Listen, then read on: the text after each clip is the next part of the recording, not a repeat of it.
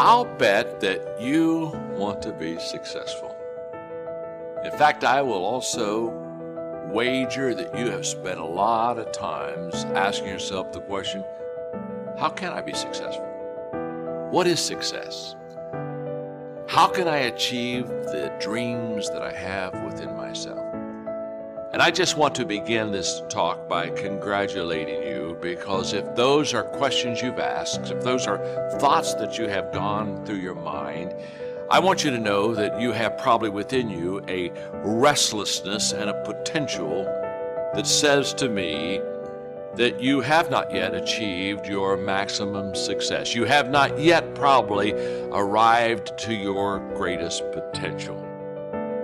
If when the alarm clock goes off in the morning and you ain't happy about it, you ain't doing what you want to do. If your job makes you sick to go to, if you're unhappy with waking up to go to where you got to go, it's because you ain't living in your gift. What burns in your heart is important for you to pay attention to, because it never goes away. That's why people wake up in a rut. See, you hate waking up because you waking up and you don't know the reason. You waking up and you don't have no design in mind. Once you live in your purpose, when you discover your gift, you can't wait to wake up. Please understand, pay very close attention to the thing that makes you happy. All of you are gifted at something. The problem is, you keep wanting your gift to be what somebody else's gift is. Identify your own gift, because you already have it. You have something that you brought to the universe, and that if you decide that my life deserves my developing this what I do well, and becoming the best at it, and mastering myself, and seeing what I have within me. You need to be present. You need to live in the present moment. Give your fullest attention, your best effort to each present moment. Giving your full attention and very best action in each moment will lead to each next best moment. It will lead to expansion and growth in your life, which will ultimately lead you to many things you love doing. And soon you will understand what your purpose really is. But don't rush it. Don't stress over it. No purpose is coming through stress. No purpose is rushing through because you're anxious. Do your thing and do it to the best of your ability in every moment, no matter what it is. I just want to know if you're willing to bust your ass to change your life. And if you are, you're going to get an interview. And I'm not going to ask for your resume. I don't care about your resume. Your resume tells me where you've been. It doesn't tell me the price you're willing to pay to become somebody new. Every belief that you have is a choice. I choose to believe that human potential is nearly limitless, and this was the belief that changed my life, because once I realized, so it's not about who you are today, it's about who you want to become and the price you're willing to pay to get there. And I promise you, the day that you're willing to pay any price, you'll achieve what you want to achieve. If you truly believe that human potential is limitless, what do you want to become? And what price are you willing to pay to get there?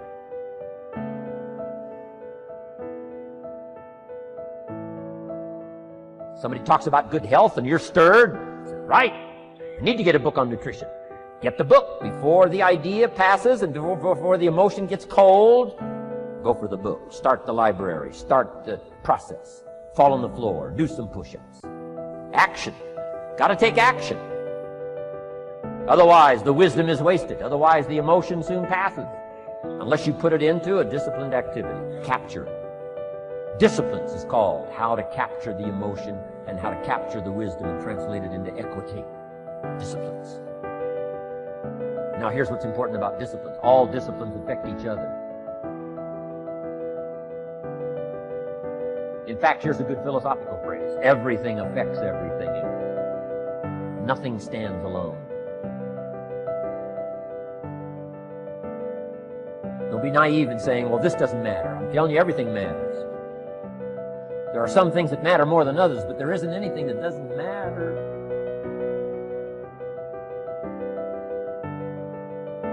We all pity the man who says, well, this is the only place I let down.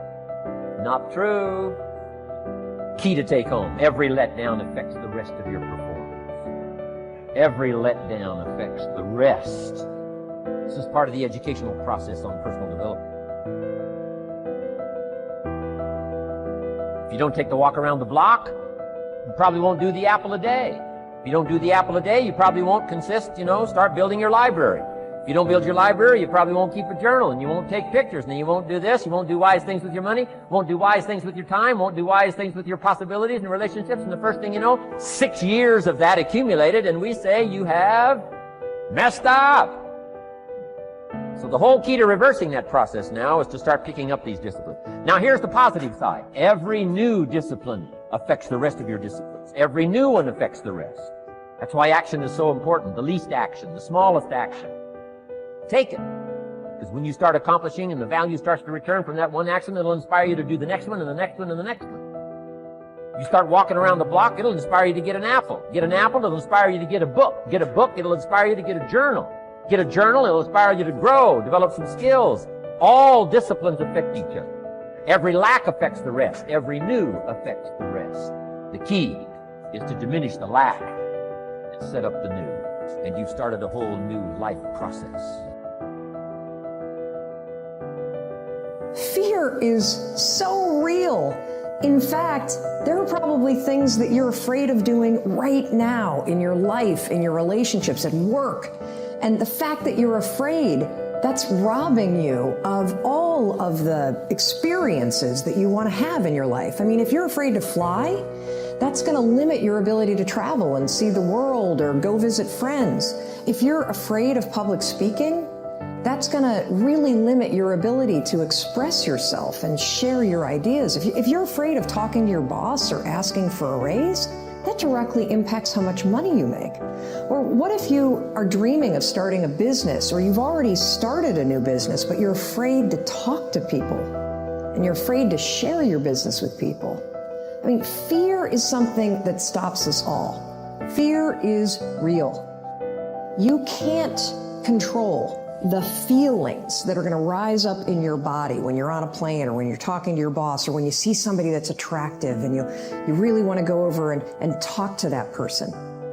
But you can always control what you think, and you can always make a decision about the actions you're going to take.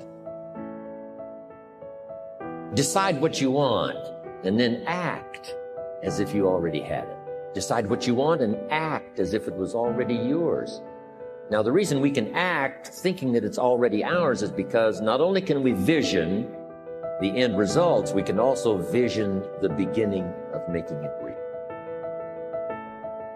So we don't start till it's finished, but it is possible for human beings to finish something before they start.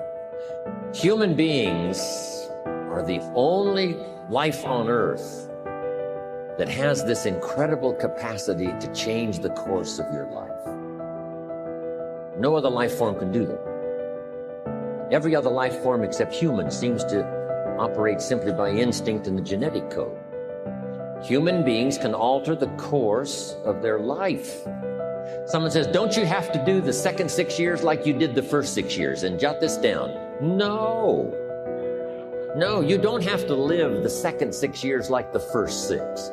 You can use all the information and all the advice and repairing all of your mistakes and adopting a new and refined philosophy so that the next 6 years can be totally different than the last 6.